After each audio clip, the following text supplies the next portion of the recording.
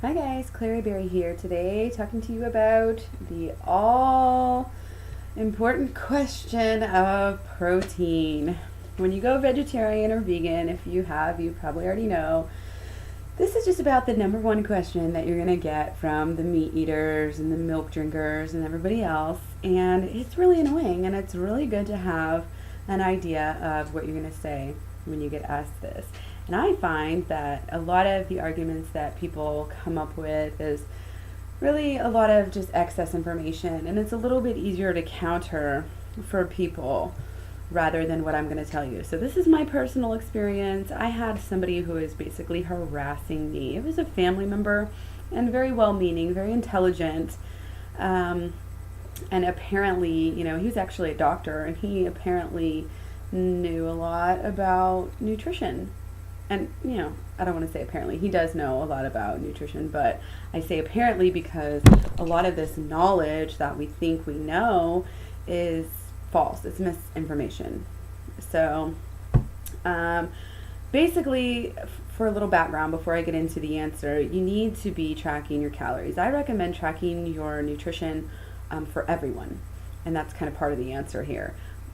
To give you a little spoiler, but you have to track. I find that Chronometer is the best site that I've used. I've used MyFitPal in the past, and definitely recommend Chronometer. But anyway, you want to be tracking your calories, and that helps you in your answer. When you know that you're getting enough protein for yourself, then it's easy to say, well, I'm tracking my calories, I'm tracking my nutrients. Are you? I mean, the vast majority of people don't. The vast majority of people that are walking around harassing vegans and vegetarians about their protein levels have no idea how much protein they're actually intaking. So that's part of my answer. Ask them straight up, do you know what is the recommended daily amount that you're supposed to even have? Like I said, I was getting harassed about my kids too, pretty much every time I saw this person, and that was the one thing that finally shut them up, because it showed that I had done my homework. It showed that I had done my research, and it showed that I knew. I mean, I didn't even have to. I could have faked it at that point, because it just shut them up to know that they don't even know how much protein that we should really have. People just read articles, they hear stories, oh, make sure you're getting enough protein. It's so important for fitness, muscle, blah, blah, blah, blah, blah. So here's my deal is that, yeah, it's important, but if you actually look at the number of people who are actually getting less protein, now keep in mind, these are not protein deficient people necessarily, but people who intake less protein than is recommended, up to 7%. It's usually females, or it's usually young children, up to 7%. So 7% or less are not getting enough protein. Keep that in mind for a little bit later.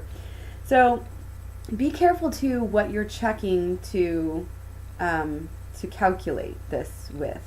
A lot of times you'll go maybe look up protein calculator if you're like me and you're too lazy to do the math. um, don't go to the bodybuilders. Don't go to the Paleo people's calculator. Even I found a lot of your more mainstream protein calculators are actually not on the real recommendations. They're not on the World Health Organization. To me, seems to be the one to go by. And I don't even have the figures, because like I said, I didn't even do the math on my own. What I did is finally found a good calculator that actually, it does your sex, your gender, your activity level, and it calculates even your height in there. So this is the most comprehensive one that I've seen, and it's indoorclimbing.com. I think just slash protein calculator, but just look it up, indoorclimbing.com, protein calculator, and this will help you. And they say you want to do it by your ideal weight, which it will automatically actually put in. Okay, so for me, I'm 5'4". It says that I should weigh 120 pounds, which, yeah, that's what I ate when I was on the low side of my meat eaters, when I was working out a lot, counting calories all the time, like obsessively. That's what I weighed. So now I'm about 10, 15 pounds lighter than that. Right now about 10 pounds lighter than that. Maybe up to 13 is about the lowest that I've gotten so far. So basically, for 120 pounds, they're telling me that I only need to eat 25.5 to 52.3 grams of protein per day. So if you calculate out to what I actually weigh, it's about 22 and a half to 40, well, that can't be right. Yeah, no, that's right. 22 and a half to 45.8 grams of protein. So for me, I easily hit that on fully, vegan diet, mostly raw as well. So I'm mostly eating fruit every single day, all day, breakfast, lunch, snacks, and then I have, a salad and some cooked food, just cooked starches in the evening.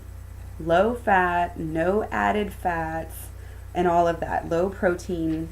It's 80-10-10 is what I do. 80% carbohydrates, 10% fats, and 10% proteins. However, a lot of times I'm doing more like 95-5, which is more of the banana girl diet rather than the 80-10-10 diet, of course. So I find that I'm thriving on this diet. I've been doing it for a month. I feel great. That's a whole nother video. I'm working out, and also my workouts have been getting longer, and I've been feeling stronger, having a lot of energy throughout the day. I have no caffeine. I don't take any caffeine or anything like that. No stimulants, no drugs whatsoever, hardly even drink anymore. So anyway, that is very easy. Like I said, just look up, go to the indoor climbing website, look up how much protein you should actually be having based on your exercise level and your height and everything like that. And that way you can say, well, look, I only need this much protein and I'm hitting it. So you have nothing to worry about. So basically back off. You don't have to say that if you don't want to. But sometimes you need to get a little bit snappy with these people to make them, be quiet. But really just saying this will help. Another thing, if you want to go a step further, I highly recommend asking them, like I said, ask them how much they, think that you should have. Ask them if they know how much that you should have. They may have a standard idea. Some people, I know a lot of guys walk around thinking that they need 170 grams, and they heard it from some paleo site. And you can simply say, well, the World Health Organization, which is what the indoor climbing website calculator is based on, you can say, well, the World Health Organization says that I only need this much protein. So another thing that you want to reiterate to them is ask them, flip it around on them. Tell them you're concerned about them. If they're wanting to bring that up with you, then you have every right to bring it up to them and say, well, if and chances are, like I said, they're not going to be tracking. Chances are they don't know the amount that they should have, and they're not tracking. So you have a one up on them because you know the amount and also you're tracking. So whenever they say, oh, I don't know exactly how much, or whatever their answer is to that, they're going to say they're not tracking on Cronometer. So you simply say, well, I'm really actually concerned that you're a meat eater and you're not tracking your calories and your nutrients. You should really do that. I'm really concerned about you. I'm really concerned that you're getting too much protein. And they'll say, what? But you need protein. Athletes should have like all sorts of protein and all of this stuff. And to that you can simply say, actually, there's much more of a danger of you getting too much protein than too little. Too little protein, like I said, it doesn't happen. There's nobody in this country ever that has actually had protein deficiency unless they were starving. Unless if you're taking in enough calories, you're getting enough protein, period. Doesn't happen. The problem is actually a lot of people don't even realize it, but they're getting too much protein. The majority of people in this country are getting too much protein, guarantee you. Look it up. It's a fact. And here's the kicker. Too much protein is not improve your strength, and it does not improve your training in any way, shape, or form. It actually hurts it. This is where your knowledge is really going to surprise people and show that not only do you know what you're talking about, but this vegan diet is great, and that's what we want. So it's really wonderful to be educated. So, like I said, it's harmful. There's nitrogen in a lot of your animal proteins, and your liver has to break it down. When your liver breaks down a lot of those proteins, it creates ammonia, and you have ammonia in your system. This ammonia is harmful to your cells, and I've actually been around people who eat a lot of meat, and in fact, this is really sad to me, but a baby who was fed a lot of meat products, and I'm not saying I'm a doctor or anything, but this child, not only, I mean, he was cloth diapered, and there is a possibility that, I've heard about cloth diapers smelling like ammonia before, but I'm telling you, it wasn't just his diapers. When he was clean and dry, he still reeked of ammonia. And, that's kind of a whole nother story, but you also, I looked it up, and a lot of these low carb, high protein people are noticing this. Their sweat, when they sweat after a workout, they smell. Go to the message boards, look it up. They're like, oh yeah, it's fine, ketosis is fine, blah, blah, blah. But the ammonia is not good for your cells at all. It will decrease your athletic performance. So that is obviously not what people want. It also stresses your kidneys. Anything more than 2 grams per kilo of body weight is dangerous. Another thing it does is it increases your need for, and all of this, I think I got it from the same website. I'm not sure about that, but look it up. It actually increases your need for B6. So when you're taking in too much protein, you actually need more B6 than most people. So I think that's interesting, and the same thing with calcium. It actually promotes needing more, it promotes calcium loss, is actually how I want to say that. So not only that, but here's the thing. You can turn it around on them about protein, and then, especially since they're not tracking, this is a huge concern of mine for all animal eaters. I'm very concerned about your fat intake. And especially if they're, carrying any extra weight around the middle, the studies say that this is unhealthy. So, it's might be kind of personal for them, but people don't mind at all when they will attack a vegan or a vegetarian's diet. I've had people post on my Facebook page critiquing my diet, saying, and they didn't say horrendous things about the diet, but they said out the link that they posted on my page linked to this Weston A. Price page that was just, it's ridiculous the amount of stuff that is on this page. The Vegetarian Tour, if you want to check it out. And, I was insulted by that. And when I turned around and posted something on their page about their diet, they got really mad and offended.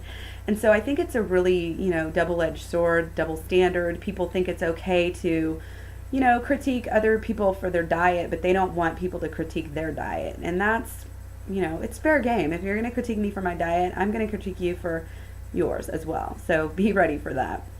So you say, you can say, well, I'm really concerned also that you're eating way too much fat, because if you're eating a lot of animal products to get your protein, animal products are 50% fat, give or take a tiny little bit. It doesn't matter if you're eating chicken or beef, 50% fat.